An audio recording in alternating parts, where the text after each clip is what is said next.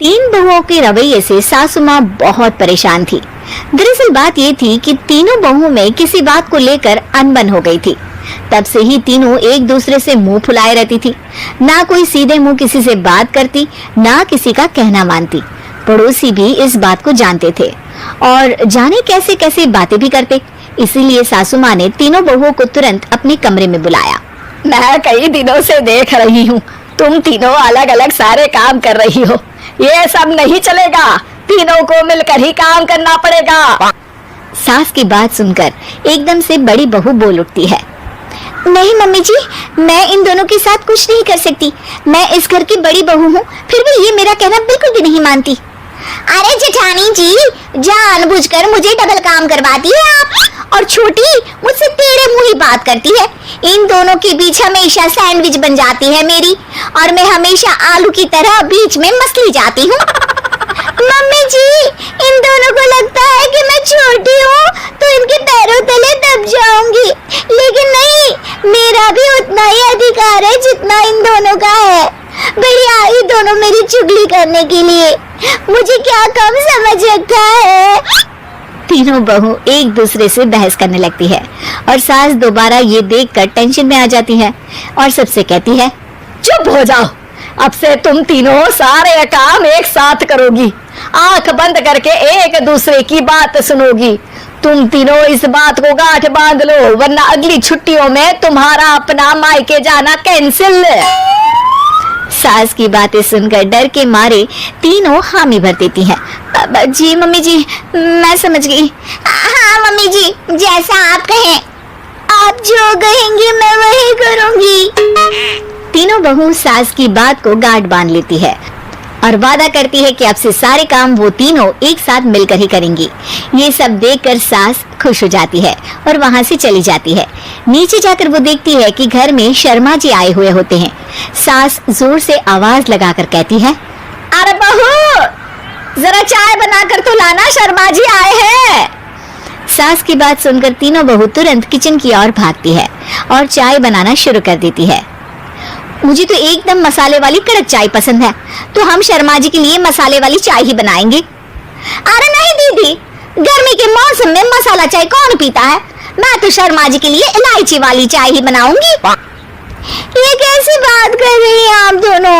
मेरी मम्मी ने सिखाया है कि मेहमान को ज्यादा दूध और शक्कर वाली चाय देनी चाहिए, वरना वो घर वालों को कंजूस समझते हैं।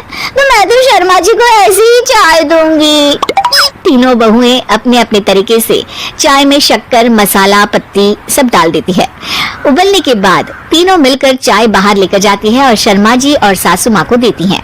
चाय पीने के बाद शर्मा जी सासू माँ को देखकर शर्मा जाते हैं और शर्मिंदा महसूस करते हैं कि आखिर उन्होंने चाय पीने के लिए हामी क्यों भरी। सासू माँ भी चाय पीना शुरू करती है और कहती हैं, अरे बहू, ये कैसी चाय बनाई है? चाय है या मीठे दूध की बासुंदी? हाँ, चाय अच्छी नहीं लगी क्या? कोई बात नहीं, हम पराठा बनाकर लाते हैं। चलो चलो अंदर। हाँ चलो। हाँ, आती हूँ मैं भी। नहीं नहीं, मेरा पेट चाय नहीं चौपट कर दिया, वही काफी है। पराठे से पोपट नहीं करवाना, मैं तो चलता हूँ। शर्मा जी चुपचाप पतली गली से निकल जाते हैं। अगले दिन सास बहुओं से कहती है, अरे बहू, जाओ जाके ऊपर के गेस्ट हाउस की सफाई कर दो।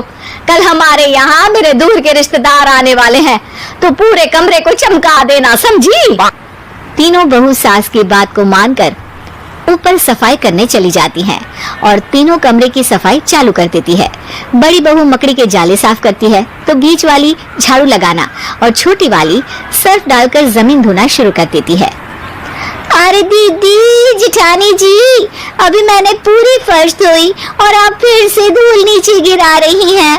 और मछली जेठानी जी, आप भी ना झाड़ू की धूल यहाँ छटक रही हैं।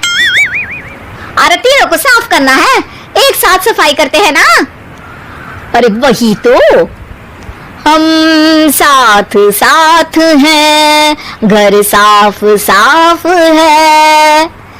तीनों बहू ऐसे ही काम में उलझ जाती है और 2 घंटे तक एक ही कमरे की सफाई करती रहती है। बहुत देर से अपनी बहुओं को ना देखने के कारण सास ऊपर कमरे में उन्हें देखने जाती है, लेकिन कमरे में घुसती ही वो गीली फर्श पर फिसलने के कारण नीचे गिर जाती है। ओरी मोरी मैया, हड्डी मरोड़ के रख दी। आए मेरी तो कमर ही टूट गई रे। तीनों बहुएं सास को उठाती हैं और बिस्तर पर सुला देती है। अरे मेरे हाथ पैर दर्द कर रहे हैं, दबा दो आराम मिलेगा। हाँ जी माँ जी। अरे जी माँ जी। और तीनों बहुएं एक साथ सास के हाथ को दबाना शुरू कर देती है। माँ की तो चीख ही निकल जाती है और नतीजा ये होता है कि सास के बचे हुए शरीर में भी दर्द उठ जाता है। हाय राम, ये क्या कर दिया तुम तीनों ने। अरे मेरी तो किस्मत ही फूटी है कि तुम जैसी बहुएं मुझे मिली। हे भगवान, पूरे शरीर में दर्द बढ़ गया है। अब तो पता नहीं कि चल भी पाऊंगी या नहीं। माफ करो, मुझे गलती हो गई मुझसे कि तुम तीनों को एक साथ काम करने के लिए बोला। सोचा था तीनों मिलके अच्छे से काम करेगी, लेकिन बड़े बुजुर्ग सही कहते थे कि 3 तिगाड़ा काम बिगाड़ा। तुम लोगों ने ये बात ना आज साबित करके दिखा दी।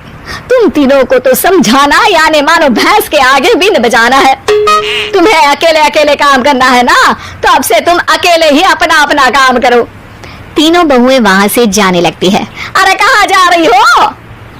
आप ही ने तो कहा कि अपना अपना काम करो, तो मुझे मुल्तानी मिट्टी लगानी है। अरे मुझे भी तो नेल पॉलिश लगानी है। मुझे ना मेहंदी लगानी है। सास अपना सर पीट लेती है और कहती है, अरे मुझे भी लगाना है कुछ। क्या माँ जी? तुम्हारे घर वालों को फोन तुम्हारी हरकतें बताने के लिए।